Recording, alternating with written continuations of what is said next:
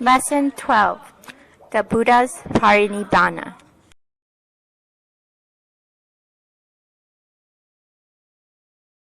Paragraph 1.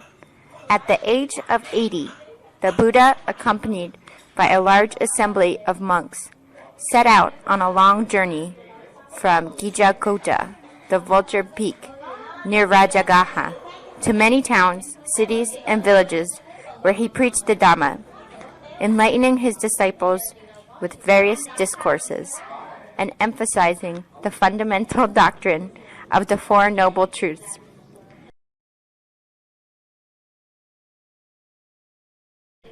It is through not understanding the Four Noble Truths, O Bhikkhus, that we have had to wander so long in this weary path of rebirth, both you and I. Paragraph 2. On the long way, while staying at numerous rest houses, halls, shrines, and groves, the Buddha held Dhamma talks with his great company, advising his pupils to be mindful and self-possessed in learning the threefold training. Such is right conduct, sila, such is concentration, samadhi, and such is wisdom, panna. Paragraph 3. When they arrived in Vasali, a prosperous city, they stayed at Ambapali's mango grove, where the Buddha gave a lecture to the Likavas and Ambapali, the courtesan, who later offered the Buddha and the Sangha her mango grove. In his last rain retreat in Baluva, a village near Vasali, sharp pains came upon the Exalted One, but he bore them with his strong will, without complaint.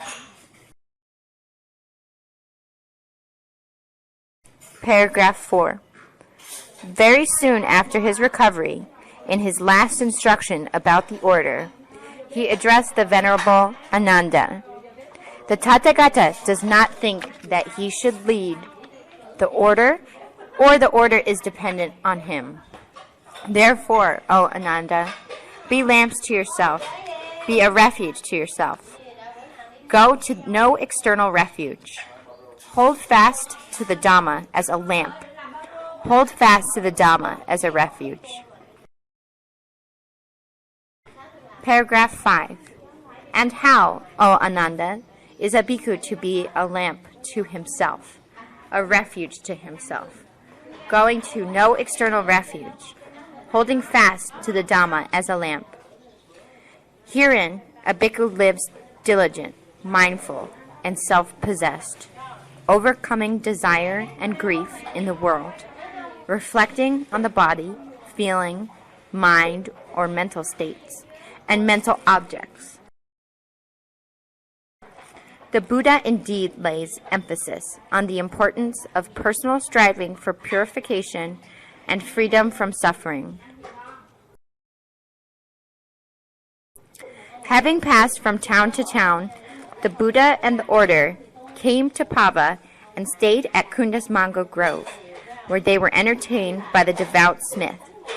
Later, the Buddha said that his last meal, like the food offered him before his enlightenment, was of much greater fruit and much greater profit than any other. Paragraph 7.